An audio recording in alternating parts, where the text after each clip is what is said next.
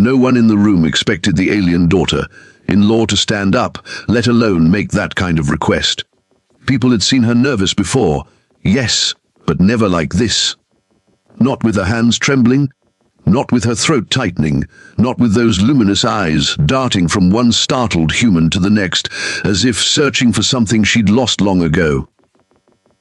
And for a full moment, the room went so quiet that even the hum of the ventilation felt loud. It wasn't just the words she said. It was the way she said them, almost pleading, almost breaking. Her voice carried that same fragile tone you hear right before someone confesses something life-changing, something they were never supposed to say out loud. When she whispered, "Will you mate with my mom?" half the group froze, the other half looked away, and one man, only one, felt the weight of those words hit him harder than he expected. No one could figure out why she asked, and she didn't explain. She just stood there, breathing shallowly, waiting for a response that didn't come. People wanted to laugh, or pretend they misheard, or pretend this wasn't happening at all, but her expression made it impossible.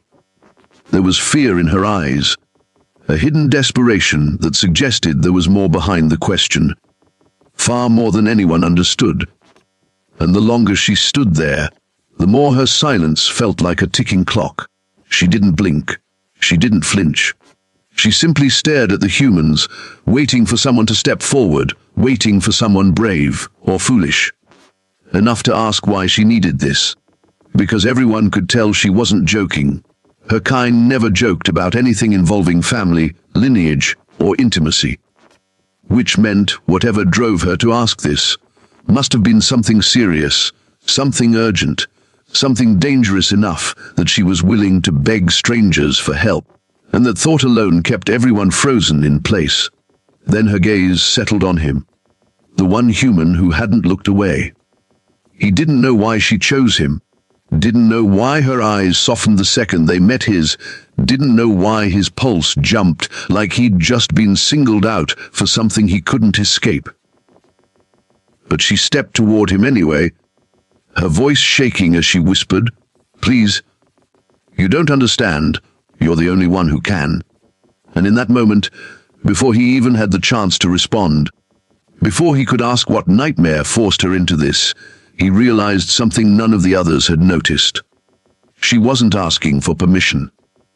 She was asking for salvation, and whatever came next was going to pull him into a problem so intimate, so culturally forbidden, and so deeply entangled in alien family structure, that no human would walk out of it unchanged. Her name was Siri. He'd seen her around the Human Exchange Center before, always quiet, always polite, always overly careful with her movements, like she was afraid she'd break something. Or someone. Her species was larger than humans, not giantess-sized, but tall enough that she loomed even when she tried not to. Her skin carried a soft glow, that pale silver shimmer unique to her people when they were anxious or highly emotional. Right now she was glowing like a lantern, and he could tell every second she stood there was pushing her closer to breaking. "Seri," he finally said, keeping his voice calm, steady, low enough that the others couldn't hear the tremor he felt inside. "Why would you ask something like that? What happened to your mother?" Her jaw tightened. Her eyes glistened, but she didn't speak. Instead, she reached out, gently grabbing his wrist, her touch warm and trembling. It wasn't meant to pull him, just guide him, just show him she needed privacy. And he understood. He followed her out of the room, leaving the murmuring crowd behind, leaving the confusion and judgment and whispering humans who could only imagine the worst. Out in the hallway, where the lights hummed softly and the distant footsteps echoed down the metal floors, she finally let out a breath she'd been holding far too long. "My mother," she whispered, "is dying." The words slipped out like something sharp had cut her throat on the way out. Her glow dimmed, her shoulders dropped, and for the first time he understood why she could barely stand still inside. She wasn't embarrassed. She wasn't strange. She was scared. Terrified. And whatever cultural rule, whatever biological problem, whatever family burden she was carrying, It was crushing her. She needs a mate. Seri continued, her voice breaking. Or her body will collapse. She was bonded to my father. He died last season. Without a replacement bond, her system is failing. Our species doesn't survive grief well. The body follows the emotional break. He frowned. But why me? Why any human? Her eyes lifted to his, searching for a way to say it without collapsing. Because her body rejected every male of our own species. She is older. Wounded. Her heart is fragile, and human physiology, your emotional fields, they don't overwhelm, they comfort. She took a breath. And you. You have the right frequency. He blinked. Frequency. She nodded hard. You have something my species calls a calming field. You don't feel it, but she will. You humans call it presence. Balance. It's rare among our kind. But humans, some of you have it naturally. He wasn't sure whether he should be flattered or horrified. And mating. That's the only solution. Siri swallowed. It doesn't have to be physical mating. A bond can form through closeness. Contact. Time spent together. Shared breath. You don't have to lie with her. But she must accept you as a potential mate. She must feel your presence. She must believe her heart can hold one more connection. He exhaled slowly, absorbing the weight of it. Seri, why ask me in front of everyone? Her lips trembled. Because I panicked. Because no one would listen. Because I could feel her weakening through our link. And because humans listen when the unthinkable is said out loud. She pressed her hand to her chest. I'm sorry. I didn't mean to frighten you. He looked at her, really looked at her, and saw a woman who wasn't asking for something inappropriate or bizarre. She was asking for her mother's life. Her voice shook again when she added, Please, if she dies, I lose my last family. I don't have anyone else.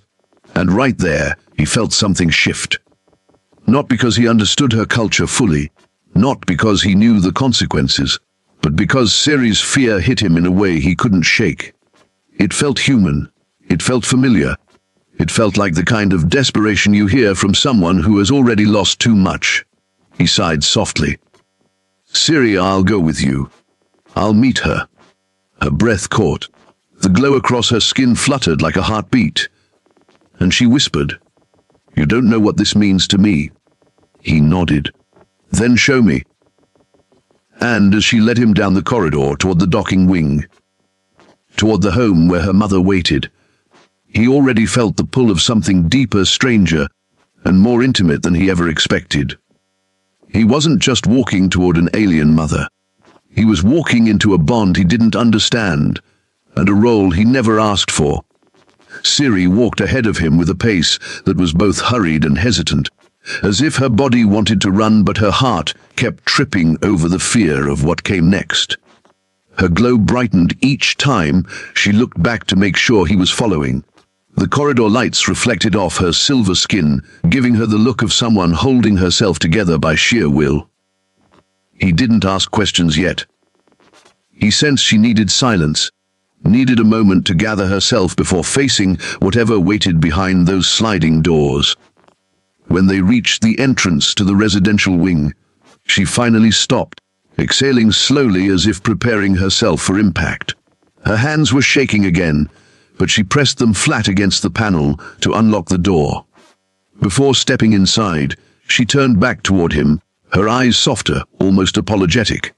You should know, she murmured, my mother hasn't accepted anyone near her since my father died. She refuses to speak. She refuses to eat. She refuses every healer. If she rejects you, she may not last another cycle. Her voice wavered. I don't want you to be frightened, but I don't want you unprepared either. He nodded gently. I'm here. Let's take it one step at a time. Those words calmed her more than she expected. Her glow steadied, dimming from panic, bright to something closer to cautious hope. She stepped aside for him to enter, and he followed her into a chamber that felt nothing like the sterile metal halls outside. The room was warm, lit with soft amber light that shimmered across carved wooden patterns in the walls. The alien culture had a love for quiet spaces, for harmony, for air that carried meaning in every breath. But beneath that beauty was a heaviness so deep he could feel it settle on his chest immediately. Siri's mother lay on a broad resting platform, her form curled in on itself, her glow almost completely gone. Her silver skin looked dull, brittle in places, like cracked moonlight barely holding together. Her breathing was slow, too slow, every inhale sounding like something scraped its way through her chest. She didn't look up when they entered. She didn't move at all. Siri whispered something in her native tongue, a trembling stream of syllables that carried love, apology, desperation, and hope all at once. Her mother didn't respond, not even a flicker. Siri swallowed hard, then looked at him with a plea that didn't need words. He stepped closer. The air around the alien woman felt strangely cold, like grief had its own temperature.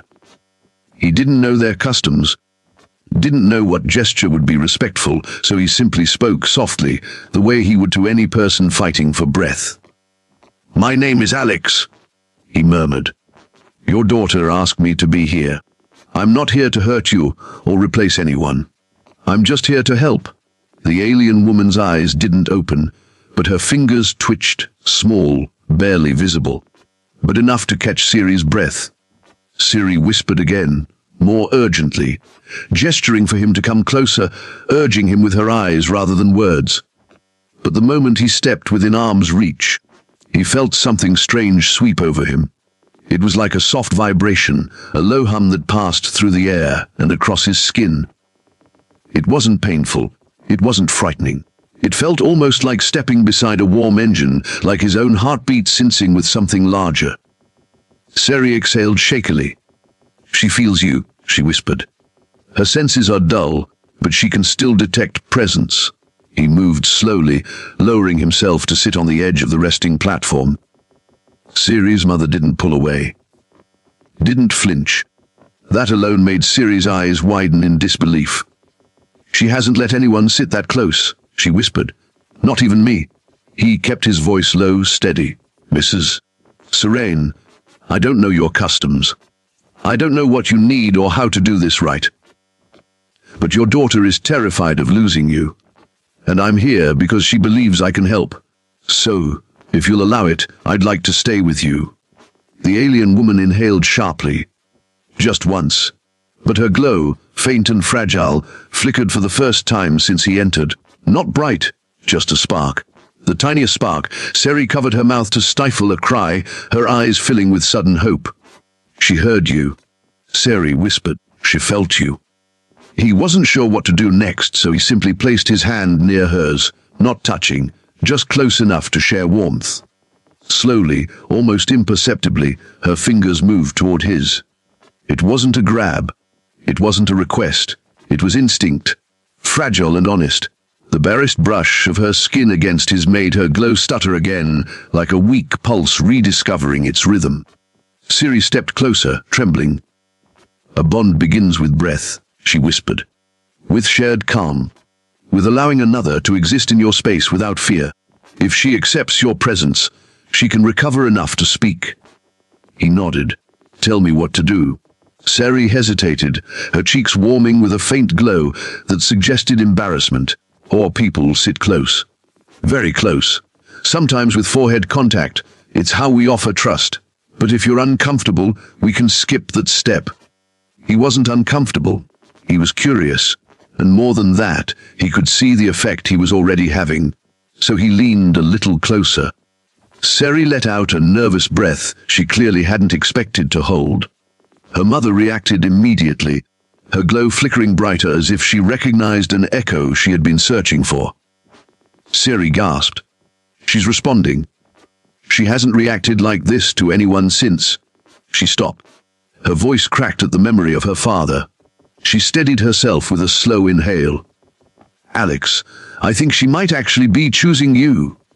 He blinked. "Choosing me for what?" Siri swallowed. "For the bond." A long silence followed, stretching thin like a thread pulled to its limit. He glanced down at the alien woman beside him. Her eyes still hadn't opened, but her glow now warmed the air around them. Then he looked at Siri, worried, hopeful, terrified, and knew this wasn't just about biology or ritual. It was about trust and loss, and a family trying to survive something unthinkable. Siri knelt beside him, her voice trembling. "Alex, if she chooses you fully, she will touch you. Not by accident, not by reflex. She will place her hand over your heart." Her breath hitched. "And if she does that, she's accepting you as her potential mate." He felt the air shift again, thicker now, warmer. The alien woman's glow deepened, her hand inching closer to his chest, trembling with effort. Siri's voice cracked. "If she touches your heart, the bond begins." And just as he opened his mouth to respond, to ask what that meant for him, for her, for all of them, her mother's hand lifted. Slowly, weakly, deliberately, and it hovered over his heart. Barely an inch away, one breath from changing everything. Her hand hovered over his heart long enough for the air in the room to feel charged, almost humming, like something alive had wrapped itself around the silence. Alex held still, barely breathing, afraid that even the smallest movement might break whatever fragile connection was forming between them. Siri watched with both hands pressed to her mouth, her glowing eyes wide, her whole body leaning forward, as if witnessing a miracle she didn't dare interrupt. And when her mother's fingers finally touched his chest, light as a whisper, soft as breath, Siri let out a sound that wasn't quite a sob and wasn't quite a laugh, but something in between. The touch wasn't intimate in the human sense. It was something deeper, something that felt like a pulse blooming through his skin, warm and soothing. His heart reacted immediately, thudding against his ribs, and the alien woman's glow pulsed in rhythm, as if her body recognized his heartbeat and mirrored it. Siri's hands dropped to her sides, trembling with relief. "She chose you," she whispered. "She actually chose you." Alex wasn't sure what that meant, but he could feel something shifting, something emotional, something heavy, settling into the space between them. "Is this normal?" he asked quietly, trying not to disturb the moment. Siri shook her head. "No, not even close. She hasn't reached for anyone since my father died. She shut herself off from everyone. Even me." Her voice cracked. "But she reached for you." Her mother's hand lingered against his chest for another long moment before slowly sliding down to rest against the bedding, exhausted by the effort. But her glow didn't fade like before. It stayed steady, soft, warm, alive. Siri knelt beside her, her hand gently brushing her mother's silver hair as tears shimmered in her eyes. "She hasn't glowed like this in months," Siri whispered. "She heard you. She felt you. You're the first person to touch her without causing her pain." Alex exhaled slowly, unsure how to process the weight of that. He wasn't a healer. He wasn't a specialist. He was just him. A human who happened to be in the wrong hallway at the right time. Or maybe the right time for something he didn't understand yet. Siri took a shaky breath and looked at him with a mix of gratitude and uncertainty. "She's stabilized for now. That's something I never thought I'd see again." Then her expression softened, shifting into something more vulnerable. "There's more you need to know, Alex. The bond doesn't end here. Touch is only the beginning." He gave her a half nod, cautious. "All right, what comes next?" Siri hesitated, her glow deepening around her cheeks. Closeness, time spent together, shared calm. "You must stay near her, at least for the next cycle. If she loses your presence too soon, the shock could reverse everything." He blinked. "You mean sleep here?" Her cheeks brightened a little more. "Not with. Just near. Same space, same air. Our bonds are built on emotional resonance, not physical need. But proximity matters. It tells her body she isn't alone." He ran a hand through his hair. "I can manage that. I don't mind helping." Siri's shoulders eased, but not completely. There was something else bothering her, something deeper. She kept glancing between him and her mother, then back to him, like she wanted to say something, but couldn't figure out how.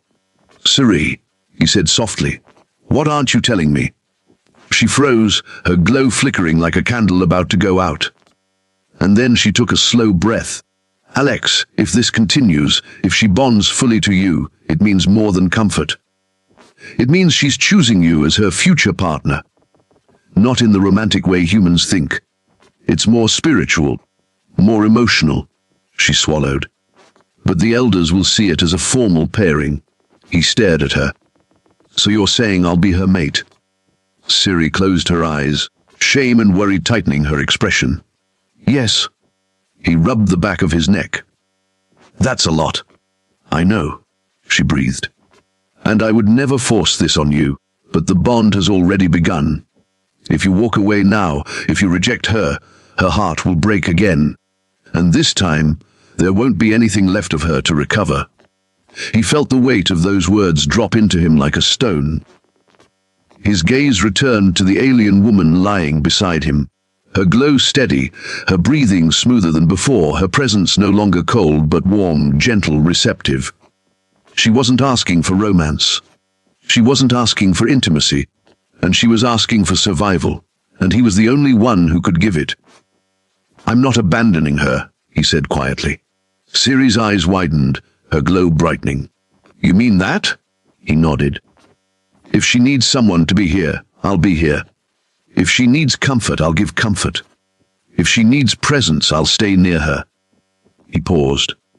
This isn't about mating. It's about helping someone stay alive. Siri's breath hitched, and she looked away for a moment as if fighting tears again.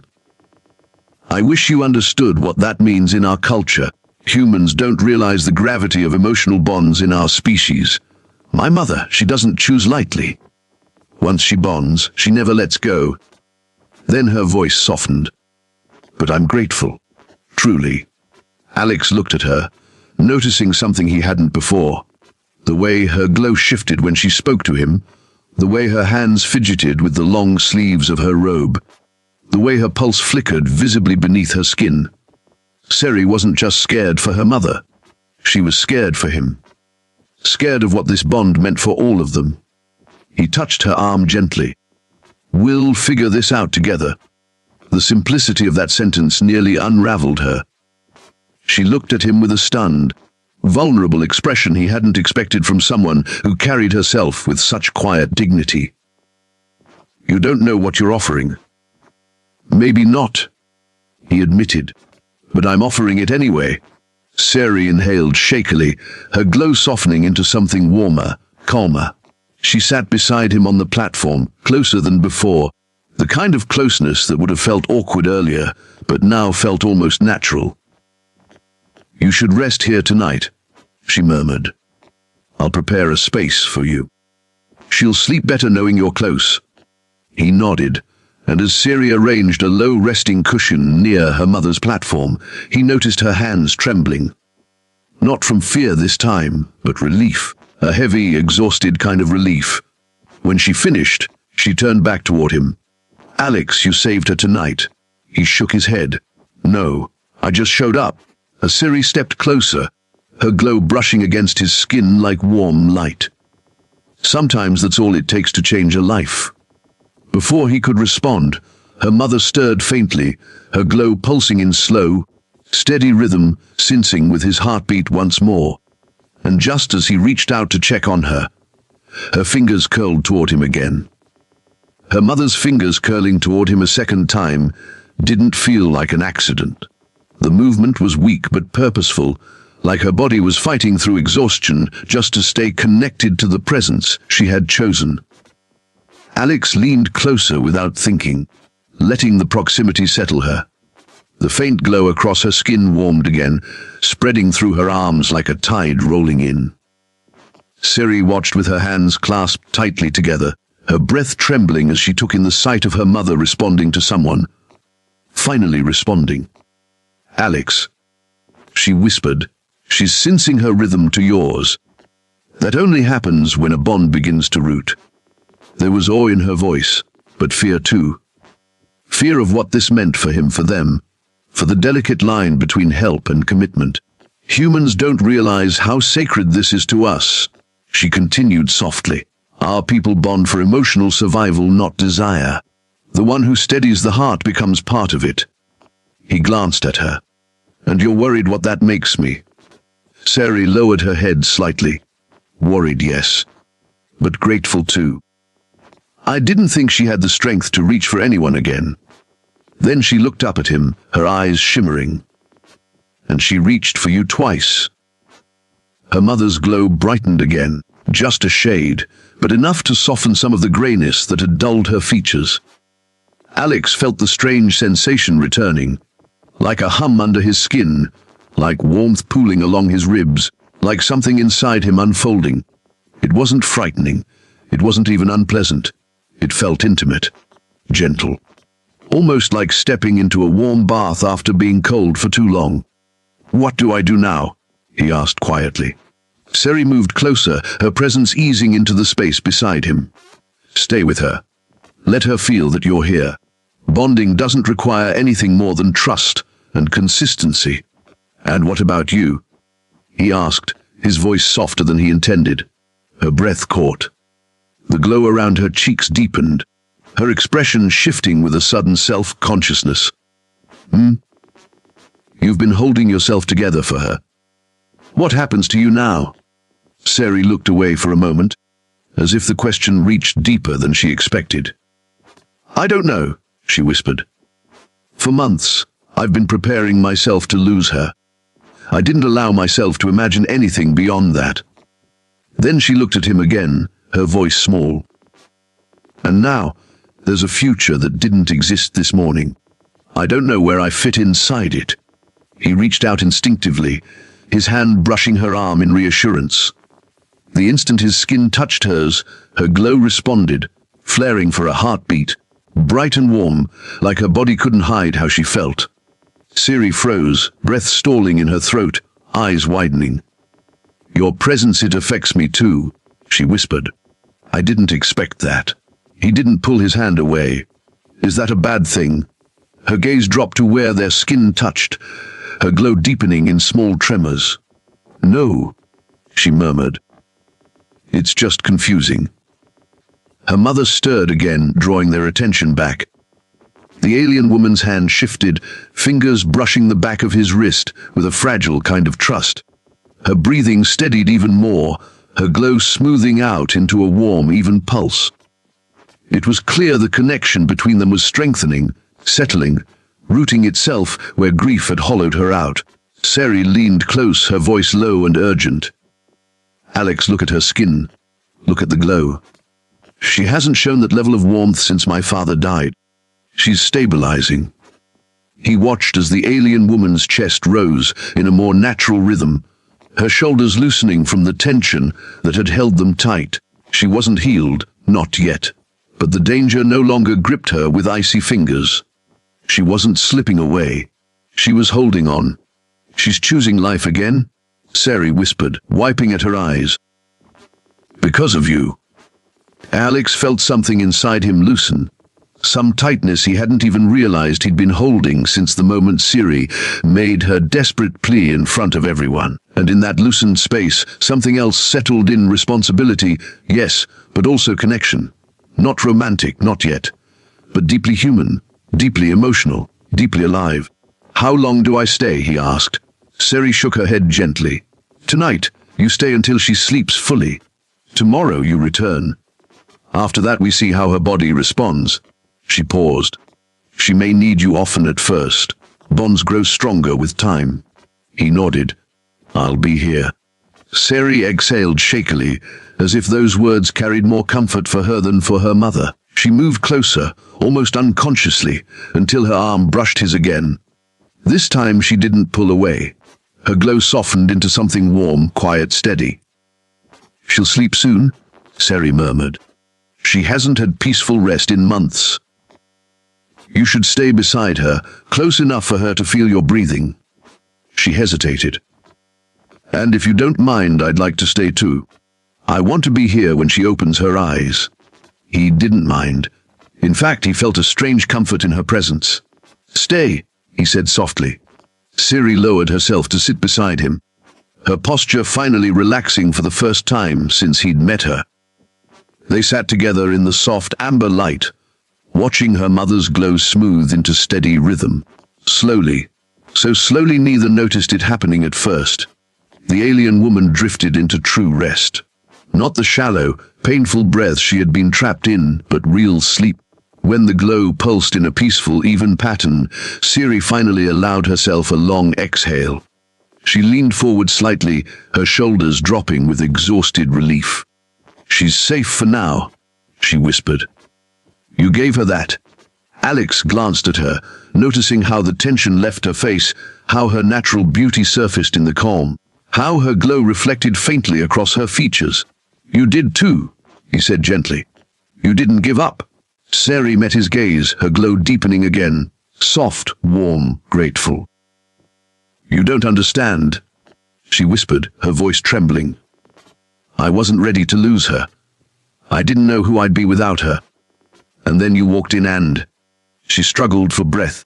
"You changed everything." He placed his hand over hers. "Then I guess we'll handle the next part together." Siri didn't pull away. Her fingers curled slightly toward his, hesitant but willing. "Together," she whispered. Her mother slept peacefully, their hands remained linked, and for the first time since the crisis began, the room felt warm again, like life had returned to it. Like possibility was breathing in the walls. Alex didn't know what the future held. Not for him, not for Siri, not for her mother. But he felt something forming in the quiet between them. Something tender. Something unexpected. Something worth staying for. And as Siri leaned her shoulder lightly against his, just enough for him to feel her warmth, he realized something else. He wasn't just saving her family. He was becoming part of it.